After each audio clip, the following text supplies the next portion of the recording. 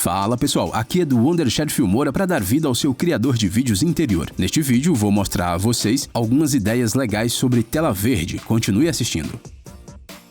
A tela verde ou chroma key é comumente usado em programas de TV e vídeos nas redes sociais hoje em dia. Se você quiser saber mais sobre como iluminar, filmar e editar um vídeo com a tela verde, você não pode perder nossos tutoriais aqui ou no link abaixo.